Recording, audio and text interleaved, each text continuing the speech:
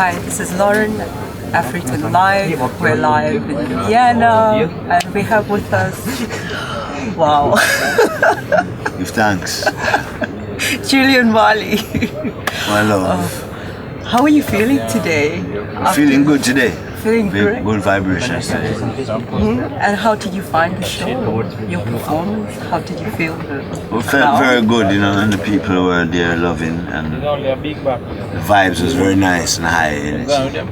That's great. And in terms of your tour this far, what is your feel on Europe and actually being here in 2013 in particular? Europe is always nice, you know, the music is always alive in Europe. When we come to Europe, it's always, you know, great. So, you know, we feel that the music is getting bigger and stronger and coming up, you know, like you plant a new seed. Yeah. Like sometime you might have planted mangoes from maybe 10 years, 100 years ago.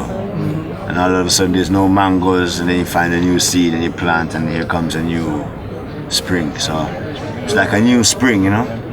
It's great. My question to you is, coming from a family background that has such a renowned name in terms of the music industry and this particular genre called reggae, what does it feel like following in the footsteps of the Marleys per se, you know, Bob Marley and being... It feels natural because it's like it's following the footsteps of God. Because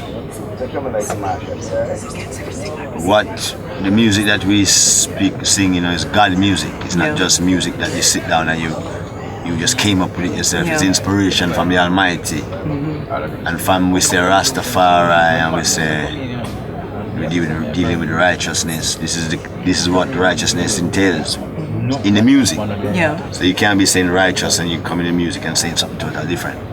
You have to be within that channel, no matter what the music comes out to be, whether it's hip hop, jazz, whatever. In the middle of that music is that message. You know? Yeah. I'm not too sure per se, but I remember back in 2010, Stephen Marley actually performed in Soweto, in Johannesburg.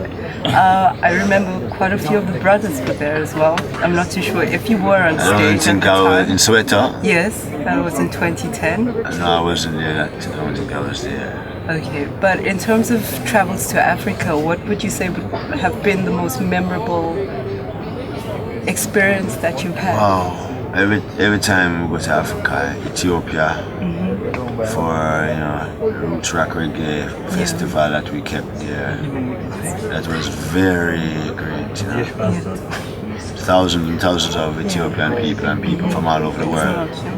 You know, that was a great, you know, something great to remember. And also Ghana, you know. Everywhere nice when we go to Africa. Home will always be home for some of us. Every time. And in terms of the youth and the struggle right now, what impact does Africa have in terms of the struggle in Jamaica? Well, you know, it's like it's a worldwide struggle. It's everywhere, you know. So, but we who know that we are part of Africa, who are out here in the other part of the world, you know, everyone have to bring something to Africa, you know. So it's about bringing the little knowledge that you've learned along the way, because it still takes development. Yeah. There's a lot of things to be done, and ideas and stuff where it takes togetherness. You know what I'm saying? True. Ubuntu, as we say back home. Yeah. Yes. So the movement is very real. It's a reality, you know what I mean? And it feels good to be part of it still, you know, to know that we're not there yet, but you know, you still have to edge at that gap to make that space so it can come through. Yeah. So we're like the nail and the hammer, so we like that, you know. Because we know we're chipping away at that freedom, to get that freedom.